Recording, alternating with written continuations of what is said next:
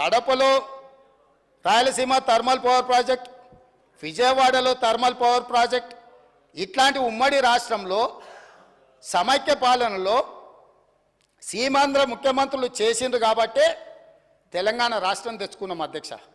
ఆనాడు రాజశేఖర రెడ్డి గారు, చంద్రబాబు నాయుడు గారు ఇట్లాంటి నిర్ణయాలు చేసిండ్రు కాబట్టే తెలంగాణ వచ్చింది.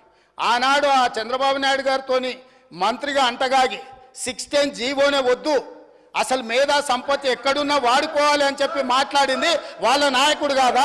చంద్రబాబు నాయుడు పక్కలే చేరి చంద్రబాబు నాయుడుతో ఇవన్నీ చేయించింది వాళ్ళు కాదా? రాజశేఖర రెడ్డి గారి ప్రభుత్వంలో ఇప్పుడు లేచి ఎగురుతున్న ఆయన వార్డు మెంబర్ కాకపోయినా ఆ రాజశేఖర రెడ్డి గారే కదా మంత్రి చేసింది నిన్ను. పోతిరెడ్డిపాడు పొక్క పెద్దగా చేసినప్పుడు కడప జిల్లా ఇన్ఛార్జ్ మంత్రి ఎవరు అధ్యక్ష?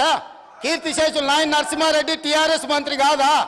రాజశేఖర రెడ్డి గారి పంచన చేరింది మీరు, చంద్రబాబు నాయుడు గారి పంచన చేరింది మీరు.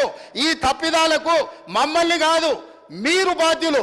మేము ఆ ప్రభుత్వంలో ఉన్న మా నాయకులు కాంగ్రెస్ యూపీఏ కేంద్రంలో అధికారంలో ఉన్న, రాష్ట్రంలో అధికారంలో ఉన్న శాసనసభను పార్లమెంటును స్తంభింపజేసి తెలంగాణ రాష్ట్రాన్ని సాధించిన పార్లమెంట్ సభ్యులు ఇక్కడ ఉన్నారు.